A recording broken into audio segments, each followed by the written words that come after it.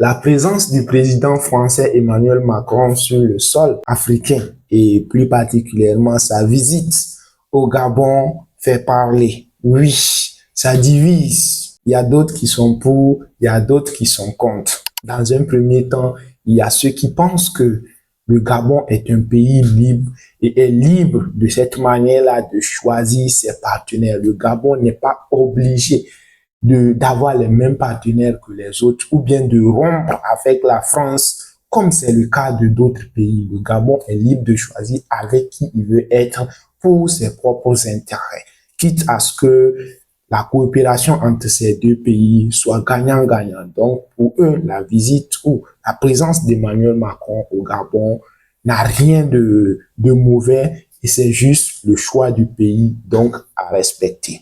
De l'autre côté également, il y a ceux qui ne sont pas du tout d'avis et c'est là que les critiques sont tellement nombreux. Beaucoup voient au Gabon le fait que ce n'est pas un État souverain. Cette visite démontre une fois encore que les autorités actuelles au Gabon sont sous les ordres de la France. Bref, pour eux, le Gabon, tant qu'il voudra sa souveraineté, devra se détacher de la France, comme ça a été le cas dans beaucoup de pays, surtout de l'AES. Et certains vont même plus loin pour dire que cela confirme tout simplement que le coup d'État du président actuel Oligui Nguema contre l'ancien président Ali Bongo était cautionné par la France parce qu'on se rappelle à l'époque, la France ne s'était pas opposée farouchement ou bien n'avait pas mis beaucoup de pression après ce coup d'État, comme cela a été le cas dans les pays de l'AES. Donc, il y avait deux poids, deux mesures. De l'autre côté de l'AES, la France était à fond. Mais pour le Gabon, ils ont condamné, mais très faiblement.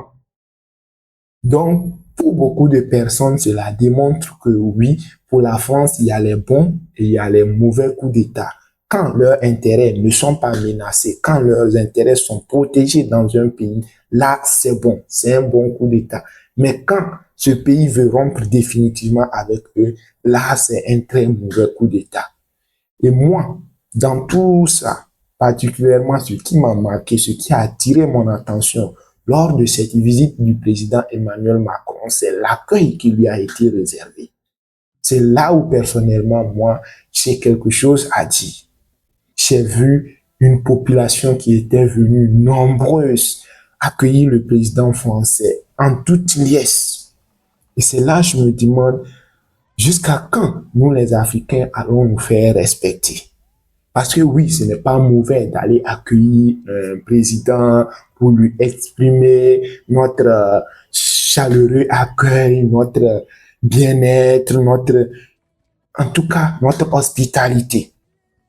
Mais pourquoi eux ne font pas autant quand nos chefs d'État se déplacent là-bas, chez eux?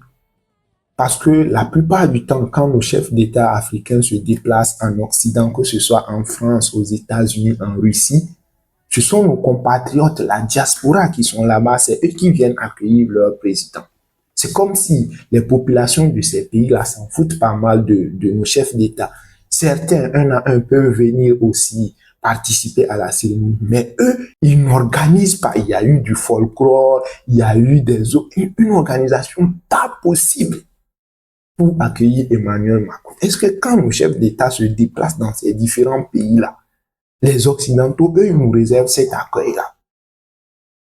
Ça, c'est une question ici. Et ici, je ne parle pas spécifiquement du cas du Gabon, parce que je suis sûr que si aujourd'hui, le président de la Russie et le président Poutine décidaient de venir en Afrique, peut-être dans l'AES, il y aurait sans doute un accueil de cet acabit-là qui va lui être réservé. Est-ce que si nous on part chez eux, c'est comme ça, eux ils nous accueillent? C'est vrai qu'il y a le protocole, ils viennent nous accueillir, mais est-ce que c'est comme ça? C'est de la même manière que nous faisons? Ou bien nous avons toujours cette pensée-là, nous nous sentons toujours inférieurs.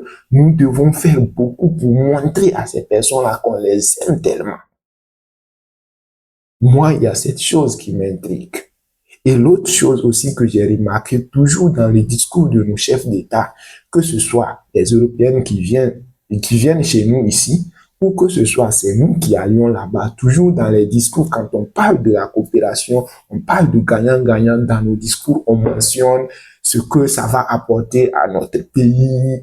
Mais eux, ils ne mentionnent jamais ce que eux, ils gagnent dans ce partenariat-là. C'est comme si c'est toujours nous qui sommes à la demande. C'est nous qui sommes toujours en train de demander.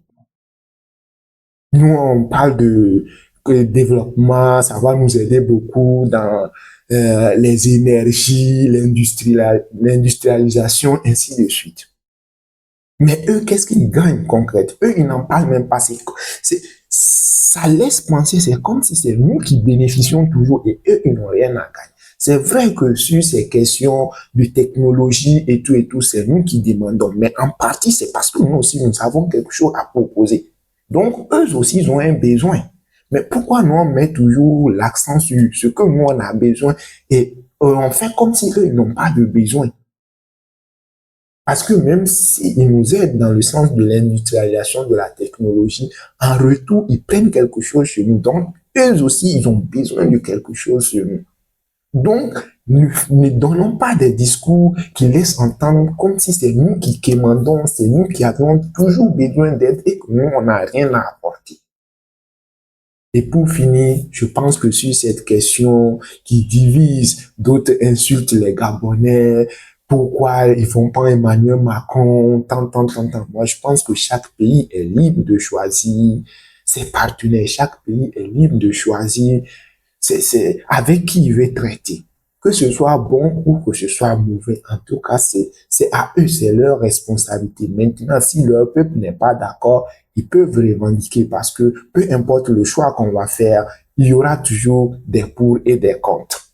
Si le Gabon a choisi la France, il y a ceux qui sont d'accord, il y a ceux qui ne sont pas d'accord. Si l'AES a choisi la Russie, il y a ceux qui sont d'accord, il y a ceux qui ne sont pas d'accord.